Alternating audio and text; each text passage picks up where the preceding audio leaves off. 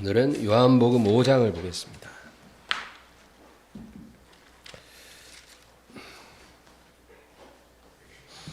요한복음 5장 1절에서 18절까지 다 같이 읽습니다. 그 후에 유대인의 명절이 되어 예수께서 예루살렘에 올라가시니라.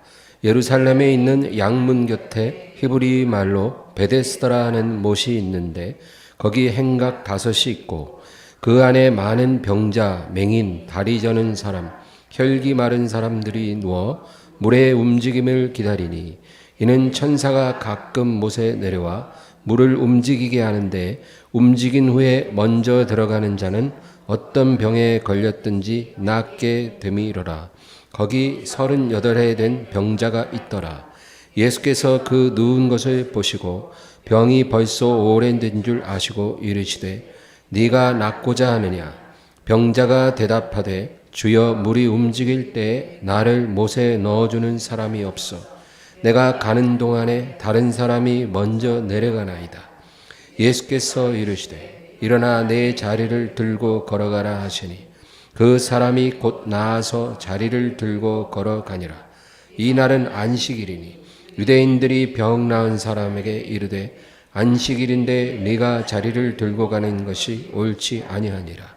대답하되 나를 낫게 한 그가 자리를 들고 걸어가라 하더라 하니 그들이 묻되 너에게 자리를 들고 걸어가라 한 사람이 누구냐 하되 고침을 받은 사람은 그가 누구인지 알지 못하니 이는 거기 사람이 많으므로 예수께서 이미 피하셨음이라. 그 후에 예수께서 성전에서 그 사람을 만나 이르시되 보라 내가 나았으니 더 심한 것이 생기지 않게 다시는 죄를 범하지 말라 하시니 그 사람이 유대인들에게 가서 자기를 고친 이는 예수라 하니라. 그러므로 안식일에 이러한 일을 행하신다 하여 유대인들이 예수를 박해하게 된지라. 예수께서 그들에게 이르시되 내 아버지께서 이제까지 일하시니 나도 일한다 하시매 유대인들이 이로 말미암아 예수를 죽이고자 하니 이는 안식일을 범할 뿐 아니라 하나님을 자기의 친아버지라 하여 자기를 하나님과 동등으로 삼으심이로라. 아멘. 오늘은 38년 된 병자가 나옵니다. 오늘은 병에 대해서 우리가 나누려고 하는데요. 병은 보이는 병과 보이지 않는 병이 있습니다. 보이는 병이라는 것은 물리적으로 진단 가능한 그런 병들입니다. 우리가 외관으로 봐도 병인지 알 수 있는 어떤 외상이라든지 어떤 피부병, 어떤 출혈병, 엑스레이나 CT, 혈액 검사를 통해 진단될 수 있는 병들, 또는 뭐 코로나 바이러스처럼 자가 진단 키트나 이 PCR 검사로 확인할 수 있는 그런 모든 병들이 다 보이는 병들이에요. 물리적으로 진단할 수 있는 병들입니다. 그러나 그런 병만이 아니라 보이지 않는 병도 있어요. 그것은 마음의 병입니다. 우울증, 조울증, 불면증, 두통, 불안장애, 공황장애, 분노조절장애, 반사회적 인격장애, 대인기피증, 폐쇄공포증, 각종 강박증, 편집증, 여러 가지 중독들, 정서불안, 정신분열증, 주의력 결핍증 이런 병들이 다 보이지 않는 병입니다. 어떤 사람은 몸이 너무 아파요. 정말 너무너무 괴로운데 병원 가서 아무리 정밀 검사를 해봐도 몸은 아무 문제가 없다는 거예요. 근데 너무너무 아프다는 거예요. 이런 경우는 보이지 않는 병이죠. 그렇죠? 진단될 수 없잖아요. 그러나 너무 아파요. 마음의 병도 보이지 않지만 이런 경우도 몸은 아프지만 보이지 않는 병일 수 있어요. 이런 경우는 대개 그것은 귀신의 역사라고 보면 확실합니다. 그거는 병원에 가서 고칠 수 있는 게 아니고 축사를 해야 돼요. 그러면 오늘 우리는 왜 병이 드는가? 우리가 하나님의 말씀을 알지 못하면 병이 왜 들어오는지 진정한 이유를 우리는 절대 알 수가 없습니다.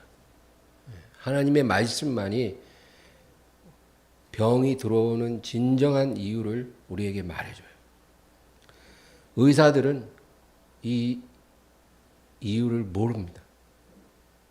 그래서 그들은 우리가 아프다 그러면 그 아픈 것을 안 아프게 해주는 데 초점을 맞추는 거지, 이 병이 왜 생겼는지에 대해서는 답을 줄 수가 없는 거예요. 왜? 자기들도 모르니까.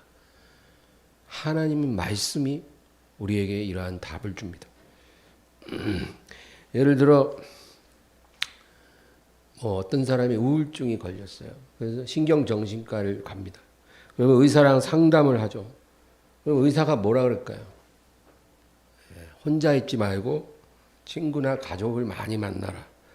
아니면 즐길 수 있는 취미 생활을 시작해보고 여행을 가고 맛있는 거 먹고 우울한 생각하지 말고 음악이나 영화도 우울한 거 듣고 보지 말고 코미디를 많이 봐라.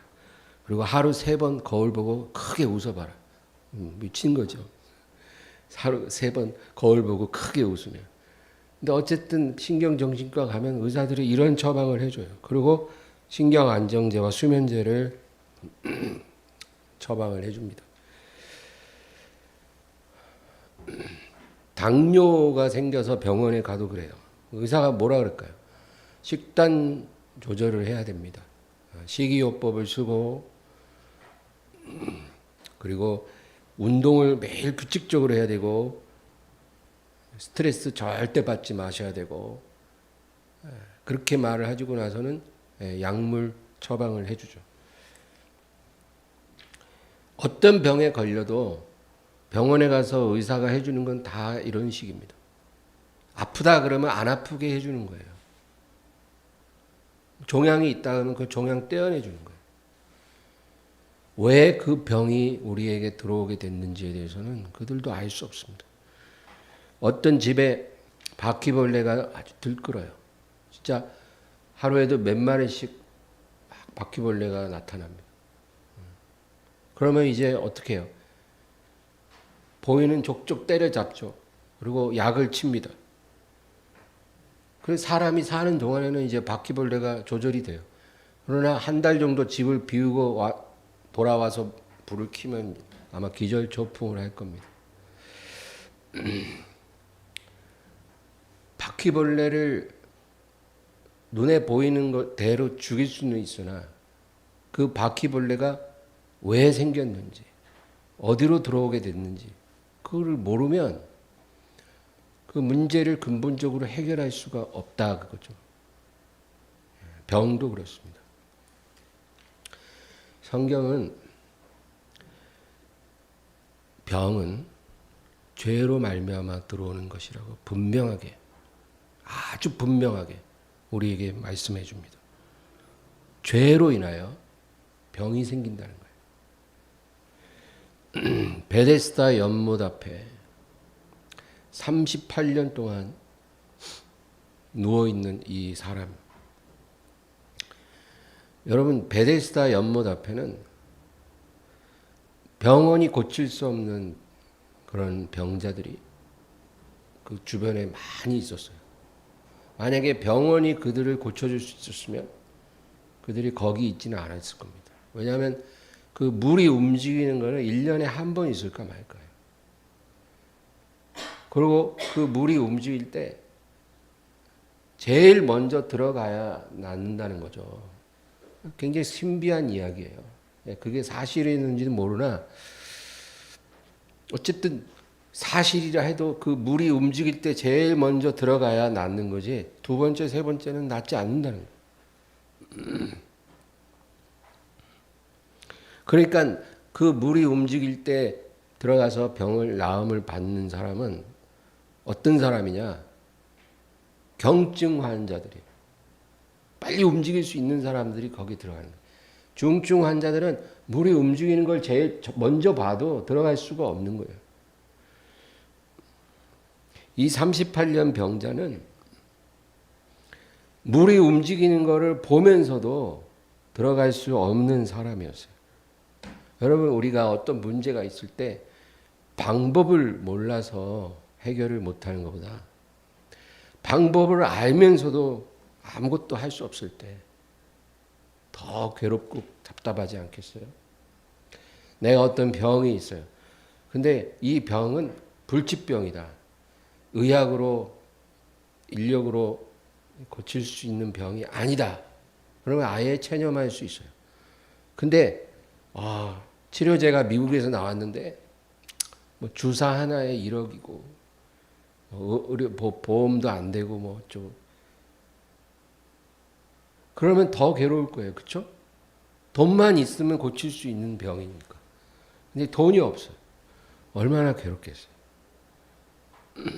그래서 이 38년 된 이 병자는 그 앞에 누워서 연못만 바라보고 있는 거예요. 하루 종일. 그러나 만약에 그 연못이 움직이는 것을 자기가 제일 먼저 봤다 해도 자기가 그곳에 들어갈 수 없기 때문에 그 절망은 점점 깊어져 가는 상황입니다. 우리 5절에서 7절을 다시 한번 읽어보겠습니다. 5절에서 7절이요. 거기 38해 된 병자가 있더라. 예수께서 그 누운 것을 보시고 병이 벌써 오래된 줄 아시고 이르시되 내가 낫고자 하느냐. 병자가 대답하되 주여 물이 움직일 때 나를 못에 넣어주는 사람이 없어. 내가 가는 동안 다른 사람이 먼저 내려가나이다. 네.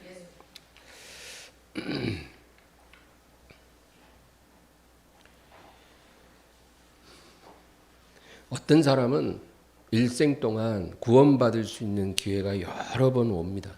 그런데도 그 기회를 못 잡는 사람이 있어요. 구원받을 수 있는 기회가 여러 번 주어졌는데도 그 기회를 잡지 못하는 사람이 있고, 일생 동안 구원받을 수 있는 기회가 단 한 번 주어졌는데 그 기회를 붙잡아서 구원을 받는 사람도 있어요. 네. 그 기회가 몇 번 주어질지 우리는 모릅니다. 사람마다 다 달라요.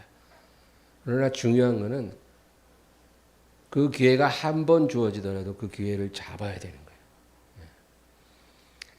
이 세상에 태어나서 구원받을 수 있는 기회가 주어지지 않는 사람은 없습니다. 하나님께서 기회를 주세요. 성경에 그런 사람들 나옵니다. 소경 거지 바디메오. 이 소경 거지가 길에 늘 앉아가지고 구걸을 하는데 한 번은 나사렛 예수가 그 앞으로 지나가는 거예요. 그 기회가 두 번 올까요? 자기는 눈도 안 보여요. 매일 정한 자리에 앉아서 구걸하는 인생이에요. 예수님이 그 앞을 지나가는 그 기회는 단 한 번이에요. 그때 그 기회를 안 놓쳤어요. 나사렛 예수야, 나를 불쌍히 여기소서. 나를 불쌍히 여기소서. 예, 아니 미친놈처럼. 그러니까 사람들이 시끄러, 조용히 안 해. 그런데 그렇게 막 사람들이 다그칠수록 더 시끄럽게 나를 불쌍히 여겨주세요. 그러니까 예수님이 데려와라. 내가 무엇을 원하느냐? 보기를 원하나이다. 여러분, 단 한 번의 기회를 붙잡았어요. 또 누가 있을까요? 세리 삭개오. 삭개오라는 사람은 돈은 많아요. 가진 건 돈밖에 없는 사람이에요. 근데 그 마음에 만족이 없는 사람이었겠죠. 근데 어느 날 자기가 사는 집 앞에 나사렛 예수가 지나간다는 거예요. 만약에 이 삭개오가 나는 뭐 돈도 많고 부족한 게 없으니까 뭐 관심 없다. 이러면 뭐 끝난 거죠. 아니면 뭐 한번 보고는 싶은데 키가 작아서 사람들을 가려갖고 볼 수도 없으니 관두자. 이랬을 수도 있겠죠. 그러나 삭개오는 예수님이 자기 집 앞에 지나가는 그 단 한 번의 찬스를 놓치지 않았어요. 그래서 뽕나무 위로 올라갔어요. 예수님이 지나가다가 삭개오를 쳐다보고 삭개오야 내려오라. 오늘 내가 너희 집에 유하여야 하겠다. 그때 삭개오가 내려와서 예, 그러고 모셨으면은 구원 못 받았을 거예요. 근데 어떻게 했어요? 주여, 내 재산의 절반을 가난한 자들에게 나눠 주겠나이다.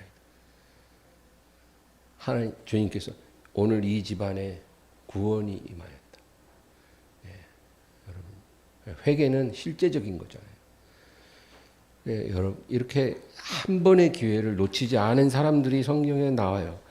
이 38년 된 병자도 마찬가지입니다. 이 사람은 바로 이날까지 38년 동안 토병을 하면서 단 한 번도 구원받을 기회를 얻지 못했어요. 그냥 누워서 연못만 바라보는 인생이었어요. 절망은 점점 더 커져가는 그런 사람입니다. 누가 봐도 그 인생은 소망이 없어요. 그런데 예수님이 그를 찾아오셨어요. 예수님이 찾아왔어요. 왜 찾아온 줄 아세요? 이 사람은 움직일 수 없는 사람이었기 때문이에요. 자기가 할 수 있는 게 아무것도 없었기 때문에 예수님이 이 사람을 찾아오신 거예요. 단 한 번의 기회를 주려고. 여러분, 소망을 가지고 살아야 돼요. 우리가 구원받을 수 있는 기회를 하나님이 주십니다. 이것이 꼭 영혼의 거듭남만을 말하는 게 아니에요. 모든 종류의 구원을 말해요. 우리 힘으로 해결할 수 없는 어떤 문제가 됐든, 어떤 고통이 되었든, 절망이 되었든, 그것을 해결받을 수 있는 기회를 주님이 주십니다. 여러분, 예수님이 거라사 지방에 배를 타고 가셨어요. 배를 타고 거라사 지방에 가셔요. 왜 가셨을까요? 그 거라사 지방에 가서 딱 한 가지 일만 하고 다시 배 타고 돌아오셨어요. 왜 그 일이 뭐냐면 묘지 앞에서 벌거벗고 소리 지르는 광인을 자유케 해주시려고 배를 타고 거기 가신 거예요. 다른 목적이 아니에요. 그 광인 안에 군대 귀신이 들어가요. 수백 마리의 돼지떼에게 들어갈 수 있을 만큼의 많은 귀신이 그 한 사람에게 다 들어갔어요. 그래서 통제불능이에요. 절망에 처한 인생이에요. 이 사람을 구원하기 위해 예수님이 거라사에 가신 거예요. 그리고 가시면서 이미 그 귀신들을 보고 너희는 그에게서 나오라 말씀을 하셨다는 거예요. 그러니까 그 광인이 예수님을 보자마자 주여 왜 여기 오셨나이까? 나를 괴롭히려고 오셨나이까? 귀신들이 그렇게 말을 하는 거예요. 왜냐하면 예수께서 이미 그 귀신들에게 명하여 저들을 나오라 하였기 때문이라. 어떤 절망에 있어도 여러분 기회가 주어진다는 거예요. 자유케 될 기회, 회복될 기회, 구원받을 기회. 그런데 중요한 거는 기회가 오느냐 안 오느냐가 아니라 내가 그 기회를 붙잡아야 한다는 거겠죠. 그래서 예수님이 이 38년 병자를 찾아오셔서 묻습니다. 네가 낫고자 하느냐? 네가 정말 구원받기를 원하느냐? 근데 이 사람이 반응을 잘했어요. 냉소적인 반응을 보이지 않았다는 거예요. 솔직히 생각해 보세요, 여러분. 38년 동안 누워 있어요. 연못만 바라보고 사는 인생인데 물이 움직여도 자기의 구원과 상관이 없는 인생이에요. 그런 사람에게 낯선 사람이 갑자기 지나가다가 탁 질문을 던지는 거예요. 네가 낫고자 하느냐? 이 사람이 만약에 아주 냉소적으로 마음이 비뚤어져 있었다면 지금 내 상황을 보면서도 그런 개떡 같은 소리를 합니까? 당신 지금 나 놀리려고 그러는 거지. 나 희롱하려고 그러는 거지. 에이 퇴! 저리 꺼지셔. 뭐 이런 식으로 반응할 수도 있었어요. 충분히. 왜냐하면 그 사람은 우리 같은 사람이 아니라 절망 덩어리의 인생이었기 때문에. 그런데 이 사람이 예수님을 보고 뭐라 그랬냐면 주여 나는 낫기를 간절히 원하지만 저 물이 동할 때 나를 그곳에 넣어줄 사람이 없어서 내가 지금까지 이렇게 있나이다. 나는 이루어질 수 없는 희망을 바라보면서 살아가고 있습니다. 여기 이 자리에 누워서 저 연못만 보고 살지만 연못이 움직여도 저는 들어갈 수 없는 인생입니다. 그렇게 대답을 했다는 거예요. 이 사람이 절망이 얼마나 큰지를 우리가 성경 속에서 느낄 수 있어야 돼요. 근데 예수님의 한마디에 모든 상황이 딱 종료가 됐어요. 8절 9절을 읽겠습니다. 예수께서 이르시되 일어나 내 자리를 들고 걸어가라 하시니 그 사람이 곧 나아서 자리를 들고 걸어가니라. 이 날은 안식일이니. 38년간 연못만 바라보고 있어도 구원을 못 받았는데 자기를 찾아온 예수님을 딱 바라본 순간 그는 구원을 받았어요. 여러분, 이것이 성경이 우리에게 말하는 것입니다. 우리가 아무리 오랜 세월 실패하고 절망 속에 살아왔다 하더라도요, 다른 거 바라보면 안 돼요. 예수님을 만나야 돼요. 예수님 만나고 예수님 바라보고 그분을 믿고 그 말씀을 믿으면 구원을 받는 거예요. 이런 일이 우리에게 일어납니다. 38년간 안 일어난 일이 예수님 바라보고 그분을 믿으면 그 일이 일어나는 거예요. 14절이 오늘 핵심 구절이에요. 다 같이 읽습니다. 그 후에 예수께서 성전에서 그 사람을 만나 이르시되 보라 내가 나았으니 더 심한 것이 생기지 않게 다시는 죄를 범하지 말라 하시니. 이 구절에 많은 진리가 들어있어요. 첫째는 병이 들어온 원인에 대해서 말해줍니다. 병이 들어오는 것은 어떤 표면적인 이유가 아니라 근원적인 이유가 있어요. 어떤 사람이 우울증이 걸렸다. 그러면 우리는 그 사람이 왜 우울증에 걸렸을까? 어떤 이유가 생각이 나요? 뭐 그 사람의 어떤 과거에 있었던 불행한 사건, 그렇죠? 어떤 정신적인 충격, 어떤 아주 불행한 그런 가정 환경이었다든지, 아니면 사업에 실패했다든지, 부부간에 불화가 있다든지, 자녀가 뭐 사고를 당했다든지, 그런 어떤 충격을 받아서 그 사람이 우울증에 걸렸을 것이다. 우리는 그렇게 생각을 하죠. 그거는 표면적인 이유예요. 그러나 그것이 진정한 우울증의 원인이 아니라는 거예요. 성경은. 세상은 그런 식으로 이유를 말하지만 성경은, 하나님은 그렇게 말해주지 않아요. 우리에게 그 병이 생긴 것은 우리의 죄 때문이라는 거예요. 죄. 그래서 이 죄를 용서받으면 치유가 급속히 일어난다는 거예요. 외양간에서 나온 송아지가 뛰는 것처럼. 그렇게 우리가 자유함을 얻게 된다. 병과 죄는 그냥 연결되어 있다 그거예요. 그럼 내가 무슨 죄가 있을까? 내가 무슨 죄를 씻어야 되나? 우리가 하나님 앞에 정직하게 나아가면 하나님께서 그것을 가르쳐 주세요. 하나님은 우리가 올바르게 구하면 아주 친절하게 가르쳐 주세요. 너희 중에 지혜가 부족하거든 후히 주시고 꾸짖지 아니하시는 하나님께 구하라. 그리하면 주시리라. 돈이 부족하거든 하나님 후히 주시고 꾸짖지 아니하시는 하나님께 구하라. 그리하면 주시리라. 그런 말은 없어요, 성경에. 성경은 너희가 먹을 것, 입을 것 걱정하지 말아라. 하나님이 이런 것을 너희가 있어야 할 걸 알고 준비해 주신다. 백합화도 입히고 공중의 새도 먹이시는데 너희는 그들보다 귀하지 아니하냐. 걱정하지 마라. 그의 나라와 의를 먼저 구하는 사람이 되어라. 그래야만 이 모든 것을 너희에게 더해 주시리라. 그 약속을 하셨죠. 하나님, 제가 지금 10억 있는데 50억 찍고 싶어요. 도와주세요. 40억이 부족해요. 여러분, 그런 우리의 소원을 하나님이 기뻐하실까요? 너희 중에 돈이 부족하거든 후히 주시고 꾸짖지 아니하시는 하나님께 구하라. 그래야만 주시리. 그런 말씀 없어요.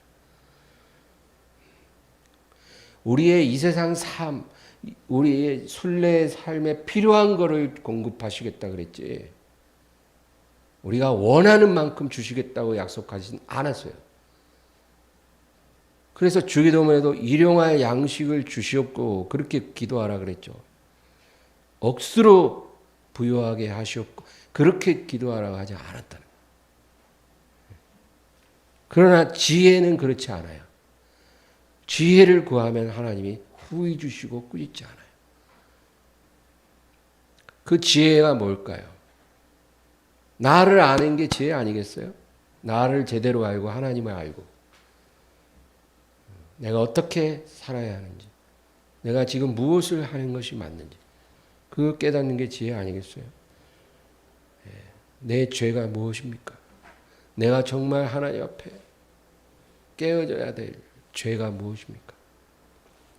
가르쳐 주신다. 성령과 말씀으로 비춰주셔서 그 죄를 깨닫게 해주신 거예요.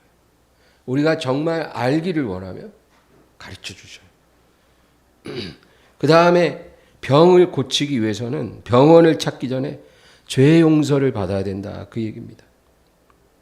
우리는 병원을 찾기 전에 예수님께 나아가서 그 피로 이른 샘물에 우리 몸을 담가야 돼요. 그것이 병 고치는 데 가장 결정적인 능력이에요. 베데스다 연못만 바라보지 말고 예수님의 피로 이룬 샘물을 바라봐야 돼요. 병원 바라보지 말고 병원비 없다고 탄식하지 말고 좋은 치료약 없다고 탄식하지 말고 예수님의 피로 이루어진 그 연못에 몸을 담그라는 거예요. 그런 고침을 받아요. 이 간단한 진리를 그렇게도 안 믿더라고요. 아픈 사람들한테 내가 이 말을 해줘도 예, 목사님 합당하신 말씀, 지당하신 말씀, 교회 가서 수백 번 들은 말씀 감사합니다. 이번 주에 서울대병원 예약했어요. 세브란스 병원 가기로 했어요. 그 의사가 용화됩니다. 기도해 주세요.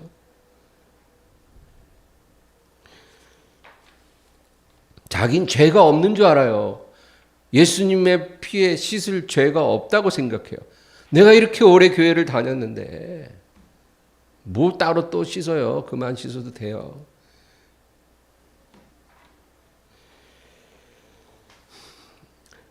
여러분, 우리의 죄가 많아요. 교만, 불순종, 탐심, 말도 못해요. 얼마나 더러운 냄새가 나는지 몰라요. 특히 교만죄가 중요해요.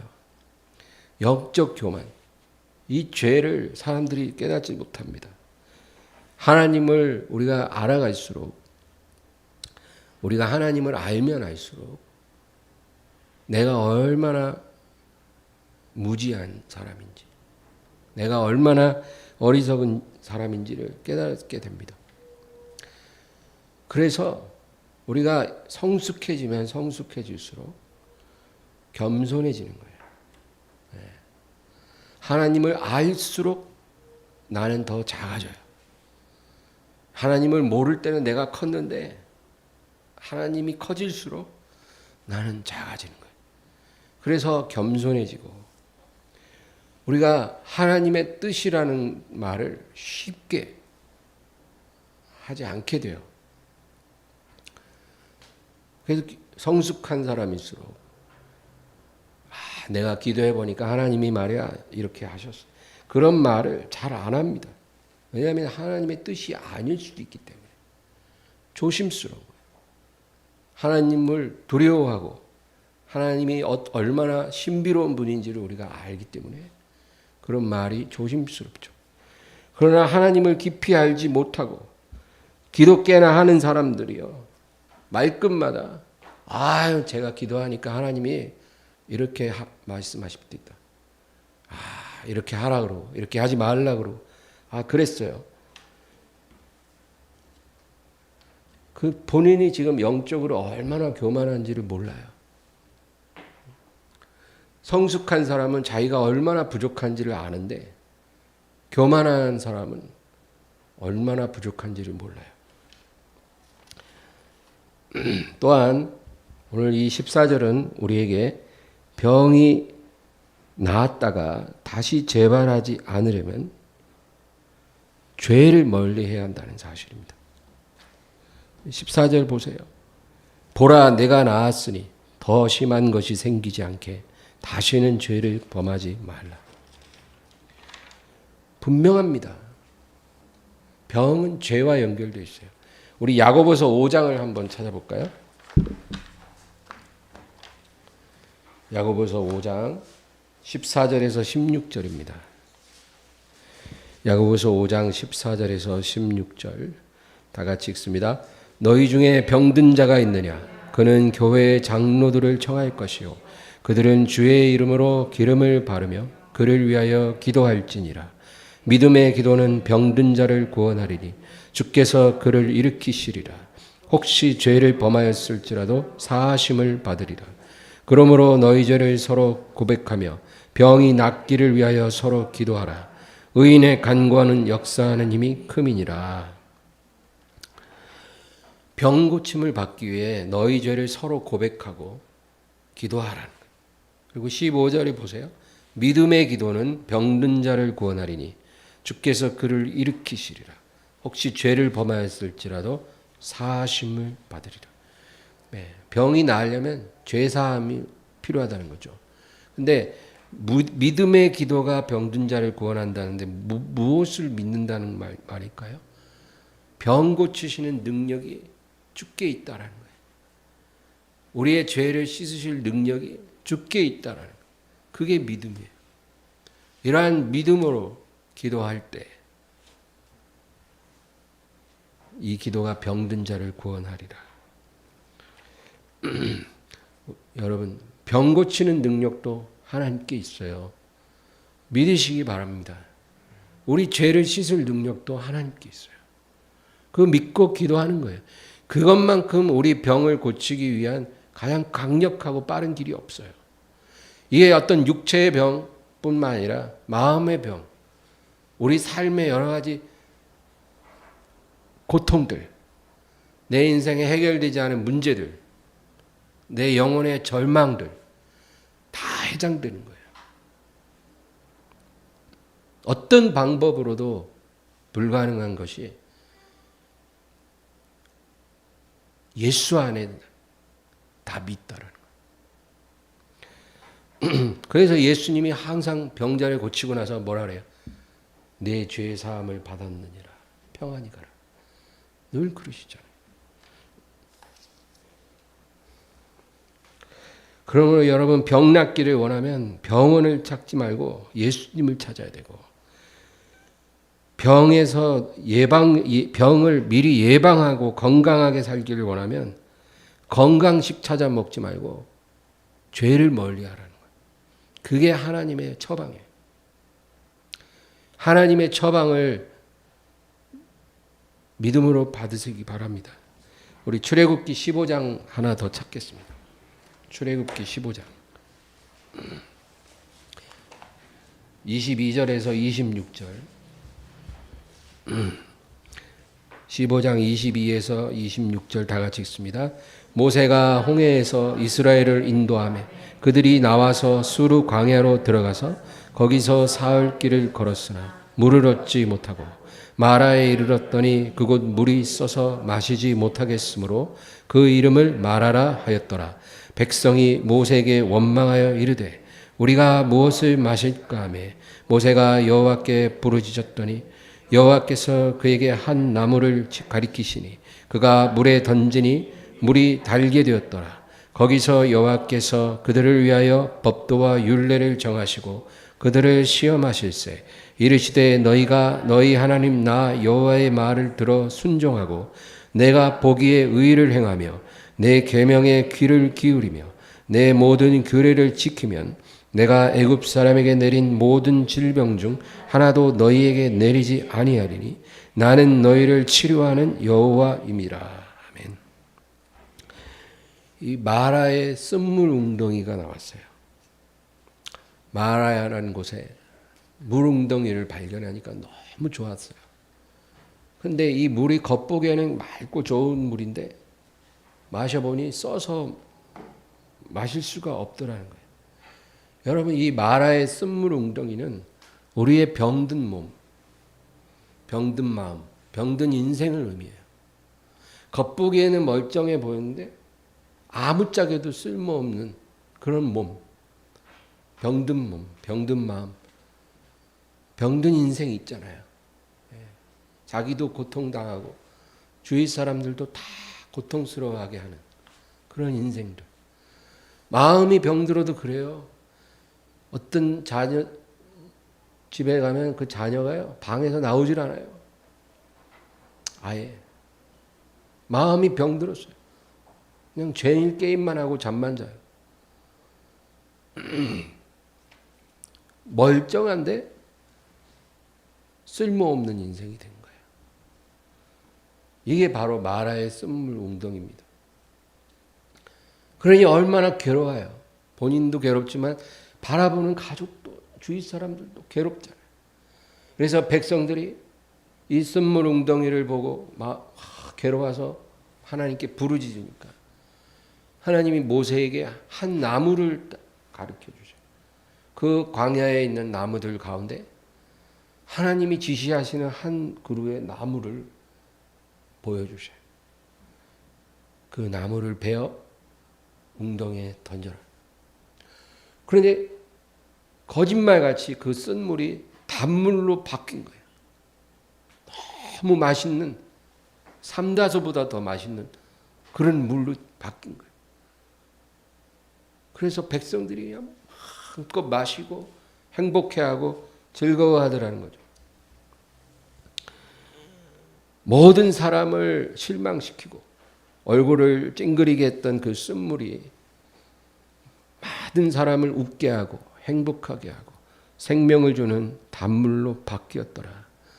여러분, 이 사건은 우리의 인생도 이렇게 극적으로 바뀔 수 있다라는 것을 하나님이 말씀하시는 거예요. 이런 사건이 우리에게 교훈을 주기 위해서 발생했다는 거예요. 이 쓴물 웅덩이에 던져진 나무가 무엇을 의미하는지 아시죠? 그런 설교를 많이 들었잖아요. 예수 그리스도의 못 박히신 십자가예요. 그 나무. 그 나무를 우리 인생의 쓴물 웅덩이에 던지면 쓴물이 단물로 바뀐다, 그 얘기예요. 여러분, 이 성경의 사건들은 얼마나 명백한 비유가 되는지 몰라요. 하루는 이스라엘 사람들이 하나님께 원망하니까 불뱀이 와서 막 물었어요. 그래 고통당하니까 하나님이 뭐라 그래요? 장대에다가 놋뱀을 만들어 높이 매달고 그것을 바라보라. 바라보기만 해도 그 상처에서 치유를 받았다. 장대에 매달린 놋뱀이 무엇을 의미해요? 이 쓴물 웅덩이에 던져진 나무가 무엇을 의미해요? 바로 예수 그리스도를 의미하는 거예요. 십자가라는 것은 예수님이 우리를 위해 우리 죄를 씻기 위해 흘리신 피 흘리신 그 자리가 십자가예요. 예수님이 답이라 그 얘기예요. 예수님이 모든 치료의 답이 예수 그리스도. 모든 회복의 답이 예수 그리스도. 모든 영광의 답도 예수 그리스도. 영생의 답도 예수 그리스도. 지금 이 순간부터 우리 삶의 모든 필요를 채워주는 열쇠가 바로 예수 그리스도예요. 육의 필요뿐만 아니라 우리의 갈급한 영혼, 우리의 절망한 영혼을 완벽하게 회복시키고 일으킬 수 있는 능력이 바로 예수 그리스도예요. 다른 거 없어요. 우리가 다른 답을 찾으려면 그거는 반드시 실패할 거예요. 거기 답이 있어요.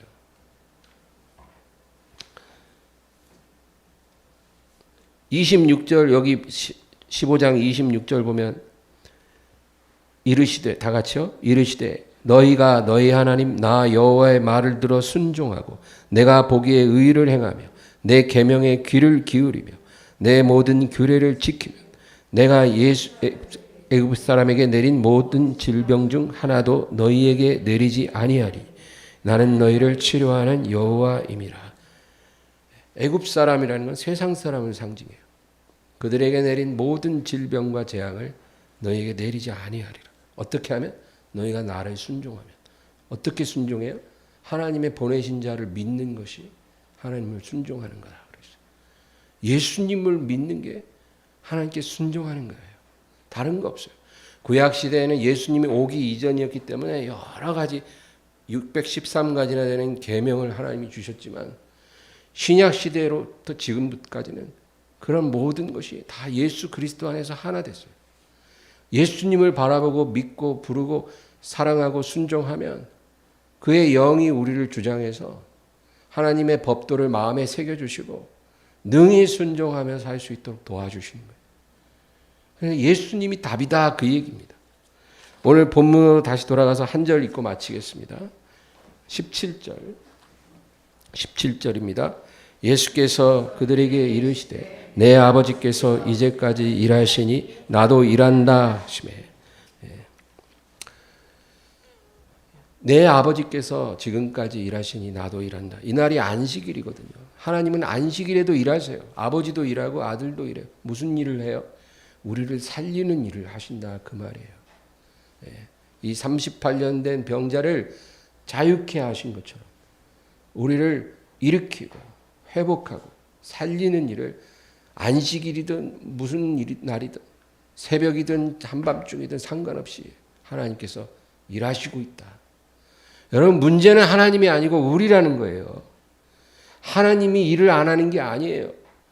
우리가 문제예요. 우리가 하나님 말씀을 귀담아 듣지를 않아요. 하나님께 들으려고 하지 않고 세상의 소리에 귀를 기울여요. 하나님께 귀 기울이시기 바랍니다. 예수님을 붙잡으세요. 그분을 바라보세요. 그러면 거기서 다 회복이 일어나는 것입니다. 이 말씀을 기억하면서 우리 간절히 기도하겠습니다. 주여, 주여, 주여.